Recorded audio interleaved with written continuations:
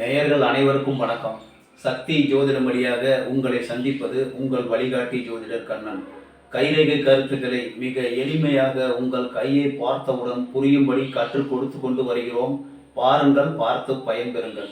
புதுசாக நம்ம சேனலை பார்க்குறவங்க சப்ஸ்கிரைப் பண்ணிக்கங்க, உங்கள் ஃப்ரெண்டுகளுக்கும் ஷேர் பண்ணி பயன்பெறுங்கள். அதாவது இந்த காணொலியை பார்க்கும்போது முழுமையாக பார்த்தீங்கன்னா உங்களுக்கு புரியும், ஒரு உபயோகமாக இருக்கும் என்று கூறி இன்றைக்கு அதாவது அனுபவ கைரேகை சாஸ்திரம் பாகம் 33 அதில் அபூர்வ குறிகள் அதிர்ஷ்ட குறிகள் வரிசையிலே மச்ச ரேகையை பற்றி பார்க்க போகிறோம். மச்சம் என்பது மீன். அந்த ரேகை ஒருவருடைய கையில் இருந்தால் என்னென்ன பலன்களை கொடுக்கக்கூடும் என்பதை விரிவாக நம்ம பார்க்க போகிறோம். இப்போ கிராமத்தில் சொல்லுவாங்க, பேச்சு வழக்கில், அவனுக்கு மச்சம் இருக்குடா அப்படின்பாங்க. மச்சம் என்பது மச்ச குறி, மீன் குறியை தான் சொல்லுவோம். மச்சம் இருந்தால் அவருக்கு எல்லா காரியமும் வெற்றியாகும், தொழில் நல்லா இருக்கும், வாழ்க்கை நல்லா இருக்கும், எல்லாமே சிறப்பாக இருக்கிறதுக்கு வாய்ப்பு இருக்கு. வாங்க நம்ம போர்டுக்கு போயிடுவோம்.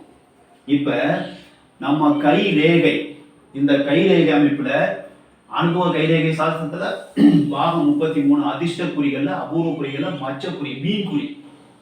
மச்சம் என்பது மீன். அந்த மீன் குறி நம்ம கையில எங்க இருந்தாலும் சிறப்பே. அதாவது காரியத்துல வெற்றியாகும், புகழ் கிடைக்கும், செல்வம் கிடைக்கும், நல்ல வாழ்க்கை கிடைக்கும், ஒரு போராடக்கூடிய குணம் இருக்கும், வாழ்க்கையில் வெற்றி கிடைக்கும், எது செஞ்சாலும் வெற்றி கிடைக்கும். அந்த மீன் சின்னம், அந்த மீன் மச்ச ரேகைன்னு கையில இருந்தா அதோட ஆயிலுக்கு பங்கம் இருக்காது. ஆயில் ரேகை நல்லா இருக்கும், விதி ரேகை, சூரிய ரேகை, புத்தி ரேகை, இருதய ரேகை, முக்கியமான ரேகைகள் எல்லாமே பங்கப்படாமல் இருக்கும் அந்த மச்ச ரேகை கையில் இருந்தால். மச்ச ரேகை எங்கு இருந்தால் என்ன சிறப்பு அப்படிங்கிறத நம்ம பார்க்க போறோம். மச்சம் என்பது இப்படி பாருங்க, இதுதான் மீன் குறி. இப்படி இருந்ததுனாவே போதும், இதுதான் மீன் குறி. இதுல தீவும் ஏமாத்தம் அதை பார்த்துங்க. கையில இப்படி ஒரு கோடு,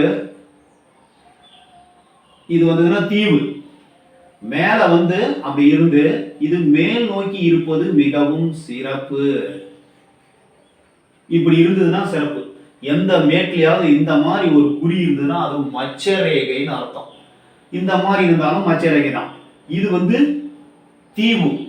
அதுக்கு தீவுக்கும் மச்ச ரேகைக்கும் டிஃபரன்ஸை கண்டுபிடிச்சிங்க. தீவை பார்த்துட்டு என் கையில மச்ச ரேகை இருக்குன்னு நீங்களே கண்டுபிடிச்சிங்கன்னா அதுக்கு பலன் வராது. தீவு என்பது வேறு பலன் உண்டு. அதாவது மச்ச ரேகை இருந்ததுன்னா என்ன பலன் அப்படிங்கிறத நம்ம பார்க்க போறோம் இன்னைக்கு விரிவா. கையில மச்ச ரேகை எங்கு இருந்தாலும் சிறப்பே. காரணம் என்ன? மச்சம் என்பது மீன். மீன் குளத்துலயோ இருக்கிற இடத்துல இருக்கிற அழுக்கை எல்லாம் சாப்பிட்டுட்டு அந்த இடத்த சுத்தமா வச்சுக்கும். சுத்தப்படுத்தக்கூடியது மீன். காலபுருஷனுக்கு 12ஆம் வீடு மீனோட சின்னம். அது அயன சயன போகஸ்தானம்.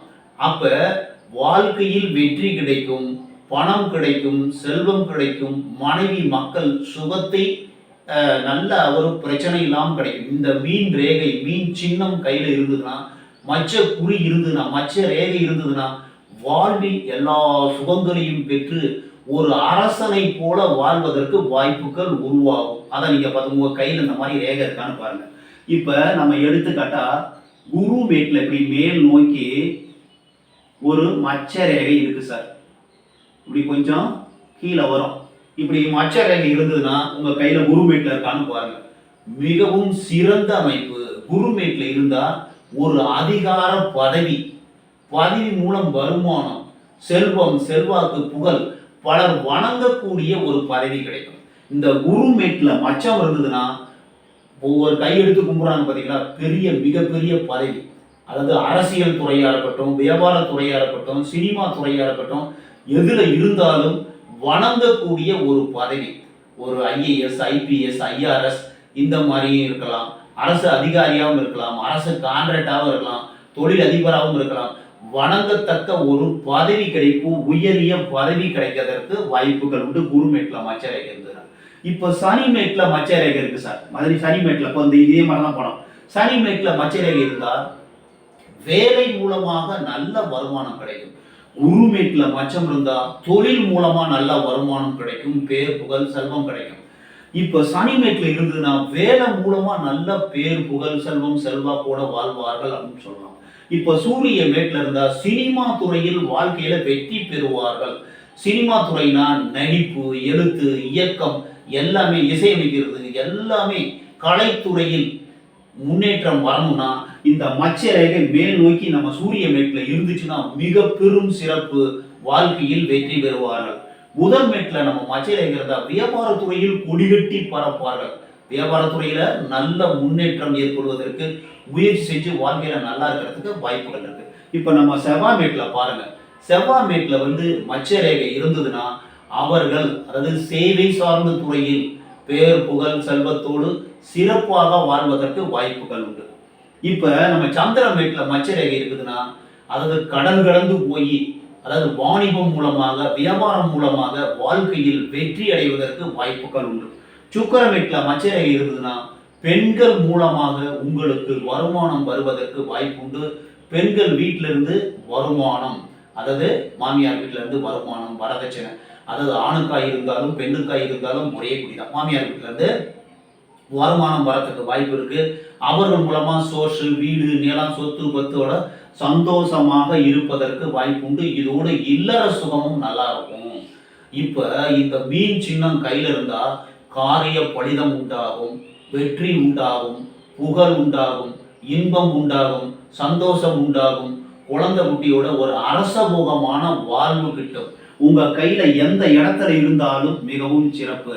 இப்ப இந்த இடத்துல இருந்தாலும் இந்த இடத்துல இருந்து மேல் நோக்கி இருந்துச்சு கையில ஆரம்பத்துல இந்த விதியில இந்த ஆயுள் ரேகை முடிவுல இங்க இருந்ததுன்னா மிக சிறந்த அமைப்பு. பிறந்ததில் இருந்தே அவர்கள் இப்ப இந்த இடத்துல இருக்கு சார், இந்த இடத்துல இருக்கு, நல்லா பாத்துங்க. இந்த இடத்துல ஒரு மச்சக்குறி இருக்கு சார், இல்ல இந்த இடத்துல இருக்கு, மிகவும் சிறந்த அமைப்பு.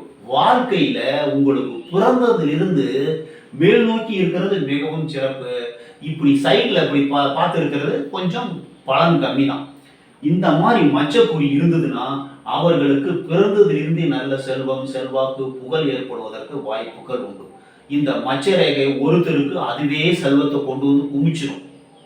ஒரு சில பேருக்கு முயற்சி பண்ணாதான் கிடைக்கும். ஒரு சில பேருக்கு முயற்சி ரொம்ப பயங்கரமா முயற்சி பண்ணாதான் நடக்கும். அது கையினுடைய மென்மையை பொறுத்து இருக்கு, பெருவிரலின் தன்மையை பொறுத்து இருக்கு, கையினுடைய சாஃப்ட்னஸ், என்ன விதமான கை அப்படிங்கிறத பார்த்து அதுக்கு பலன் உண்டாகிறதுக்கு வாய்ப்பு இருக்கு.